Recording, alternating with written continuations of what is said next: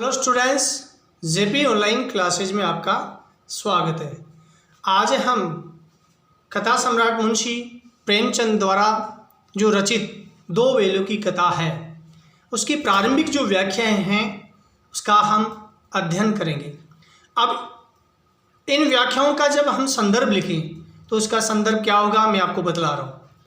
प्रस्तुत गद्यांश हमारी पाठ्य पुस्तक क्षितिज में संकलित लेखक कथा सम्राट मुंशी प्रेमचंद द्वारा रचित दो बैलों की कथा से उद्धृत है। उद्धृत का मतलब होता है लिया गया। अब जरा ध्यान दें, जानवरों में गधा सबसे ज़्यादा बुद्धिहीन समझा जाता है। यानी कथाकार कहता है कि गधे को उसके सीधेपन के कारण से और पशुओं में सबसे बुद्धिहीन माना जाता है। बुद्धिहीन का मतलब होता है मूर्ख समझा जाता है। इसी प्रकार हम जब किसी आदमी को परले दर्जे का बेवकूफ़ कहना चाहते हैं, परले दर्जे का मतलब पहले नंबर का, यानी वह व्यक्ति सरल स्वभाव का हो, सरल स्वभाव के कारण से उसकी बुद्धिमत्ता के आधार पर और उस व्यक्ति को मूर्ख माना जाता है। अर्थात किसी व्यक्ति को यदि मूर्ख कहना चाहते हैं तो उसे गधा कहकर संबोधित किया जा सकता है। तो गधा सचमुच बेवकूफ़ है। वास्तव में कहा जाता है, बताया जाता है कि गधा वास्तव में मूर्ख होता है। क्यों? उसके सीधेपन, उसकी निरापद सहिष्णुता ने उसे ये पदवी दे दी, क्योंकि वह सीधा सरल स्वभाव का रहता है, सहजता से रहता है, सीधापन उसमें पाया जाता है। इसी प्रकार निरापद का मतलब होता है सुरक्षित, सहिष्णुता का मतलब होता है सहन करने की शक्ति। यानी उसके सरल भाव के कारण से, उसके सीधेपन के कारण से और उसकी सहनशीलता के कारण से उसको ये जो मूर्ख की जो संज्ञा है वह उपाधि उसको दी गई है। उसका निश्चय नहीं किया जा सकता। इस प्रकार हम इस विषय में हम कुछ नहीं कह सकते हैं। गायें सींग मारती, हमने देखा होगा, अनुभव किया है कि गायें सींग मारा करती है, अर्थात किसी को डराने के लिए और अपने स्वयं को बचाने के लिए सींगों का प्रयोग करती है। ब्याई हुई गाय तो अनायास ही सिंगनी का रूप धारण कर लेती है। लेखक कहता है कि जो गाय बछड़े को जन्म देती है, अब उस अनायास का मतलब होता है अचानक, जब हम उसके बछड़े को लाड प्यार से उसको पकड़ने के लिए जाते हैं तो वह अनुभव करती है, महसूस करती है कि हो सकता है ये मेरे बछड़े को ले जाएंगे, तो उनको डराने के लिए और सींगों का वार करती है। तो ऐसा महसूस किया जाता है कि वास्तव में वह सिंगनी का रूप धारण कर लेती है। कुत्ता भी बहुत गरीब जानवर है। यानी कुत्ता जो जानवर होता है वह क्रोधित होता है, भौंकता है, लेकिन सीधापन तो है, लेकिन वह कभी कभी दूसरे को भगाने के लिए, स्वयं के बचाव के लिए वह भौंकता है तो उसको गुस्सा आता है। किंतु गधे को कभी क्रोध करते नहीं सुना, क्योंकि उसके सहिष्णुता, उसके सीधेपन, उसके भोलेपन के कारण से हमने कभी भी उस गधे को और गुस्सा करते हुए न तो देखा है, न अनुभव हुआ है, न कभी सुना है। जितना चाहो गरीब को मारो, चाहे जैसी खराब सड़ी हुई घास सामने डाल दो। यानी चाहे आप उस गरीब को किसी प्रकार के कष्ट दो, लेकिन किसी प्रकार का गुस्सा उसको नहीं आता है। चाहे मारो, परेशान करो, जो चाहे उसको खाद्य पदार्थ जो सड़े हुए हों सामने डाल दो, बेचारा कभी भी अपना क्रोध हमारे सामने प्रकट नहीं करेगा। उसके चेहरे पर कभी असंतोष की छाया भी नहीं देती है। यानी कहा गया है, लेकिन उसके चेहरे पर कभी भी असंतोष नहीं देखा जाता है कि मुझे इस प्रकार का घास फूस या सड़ी गली चीज़ें मेरे सामने डाल दी गई है। बैसाख में चाहे एकाध बार कुलेल कर लेता हो, पर हमने तो उसे कभी खुश होते नहीं देखा। लेखक मुंशी प्रेमचंद कहते हैं कि जो भारतीय महीना वैशाख, उसमें यह एक आध बार यानी मस्ती कर लेता है, लेकिन हमने उसे कभी भी खुश होते हुए कभी भी नहीं देखा है। उसके चेहरे पर एक विषाद स्थायी रूप से छाया रहता है। उसके जो मुख पर है हमेशा हमेशा के लिए दुख की भावना मजबूती रूप से रहती है।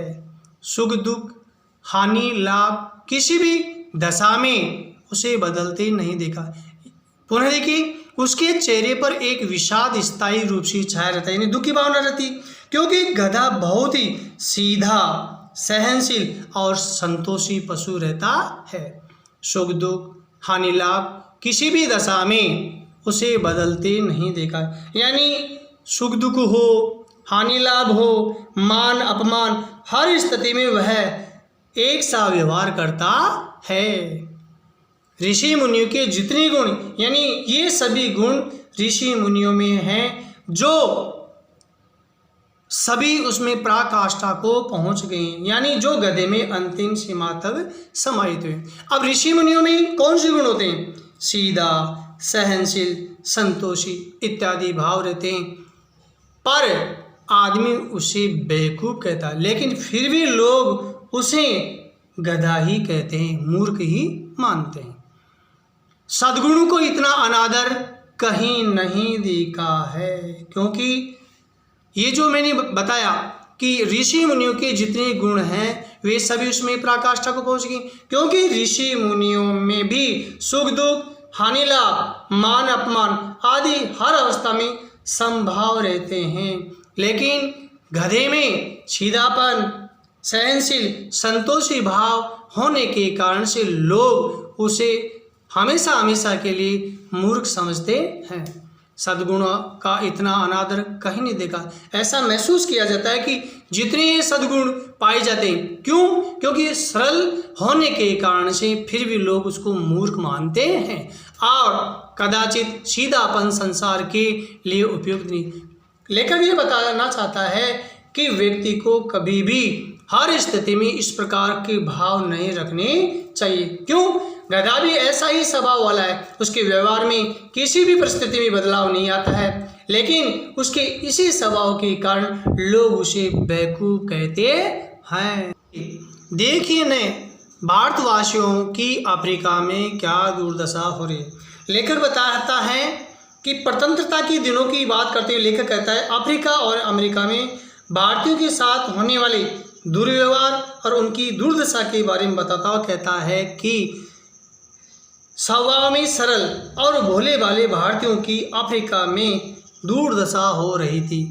क्यों? अमेरिका में उन्हें घुसने नहीं दिया जाता, क्योंकि उनके सीधे और सरल स्वभाव के कारण से उनको अमेरिका में प्रवेश नहीं दिया जाता। बेचारे शराब नहीं पीते, यानी किसी प्रकार के उनमें अवगुण भी नहीं होते हैं। 4 पैसे कुछ समय के लिए बचा कर रखते हैं, यानी शराब नहीं पीते हैं। अत्यधिक परिश्रम करते हैं, जी तोड़कर काम करते हैं, किसी से लड़ाई झगड़ा नहीं करते। इसके अलावा किसी भी प्रकार से वे किसी अपना विरोध प्रकट नहीं करते हैं, क्योंकि उनमें सीधा और सरल भाव पाया जाता है। 4 बातें सुनकर गम खा जाते हैं और किसी से भी वे लोग कुछ भी सुनकर और अपने मन को महसूस कर बैठ जाते हैं। क्यों? क्योंकि उनको असभ्य माना जाता है, फिर भी बदनाम है। कहा जाता है वे जीवन के आदर्श को नीचा करते हैं। माना जाता है, महसूस किया जाता है कि उनमें भारतीयों को पिछड़े और जीवन के आदर्श को गिराने वाले कहकर उन्हें बदनाम किया जाता है, क्योंकि वे शराब नहीं पीते थे, अपने ऊंचे रहन सहन का दिखावा नहीं करते। इसके अलावा विरोध के दुष्टतापूर्ण आचरण की दुगनी ताकत से जवाब देते तो शायद वे सभ्य कहलाते, मगर वे भी ईंट का जवाब पत्थर से देना सीख जाते, यानी उनसे विरोध प्रकट करते तो शायद वे सभ्य कहलाते।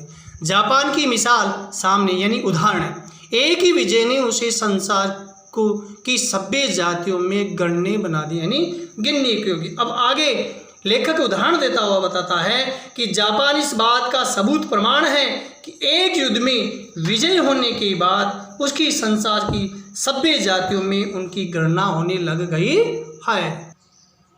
लेकिन गधे का एक छोटा भाई और भी है जो उसमें कम ही गधा है। लेखक आगे बात बतलाता है कि गधे का एक छोटा भाई और बतलाया गया है जो गधे से ही कम गुणों वाले बतलाया गया है, और वह है बैल, जिसका अर्थ में हम गधे का प्रयोग करते हैं। यानी जैसे भाव सीधापन, सरलपन इत्यादि जो भाव पाए जाते हैं वैसे ही ऐसा प्रयोग, ऐसी संज्ञा हम इस बैल के लिए देते हैं। कुछ उसी से मिलते जुलते अर्थ में बछिया के ताऊ का भी प्रयोग करते हैं। यानी वैसे वैसे गुण जैसे गधे में पाए जाते हैं वैसे ही हम बछिया के ताऊ का भी उसको प्रयोग करते हैं। अर्थात बछिया के ताऊ का मतलब होता है बैल। कुछ लोग बैल को शायद बेवकूफ़ों में सर्वश्रेष्ठ कहेंगे। कुछ मानते हैं, लेखक की विचारधारा के अनुसार लोग ये मानते हैं कि वास्तव में बैल बहुत ही मूर्ख होता है, मगर हमारा विचार ऐसा नहीं, हमारा मत ऐसा नहीं है कि क्योंकि वह मूर्ख इतना नहीं होता।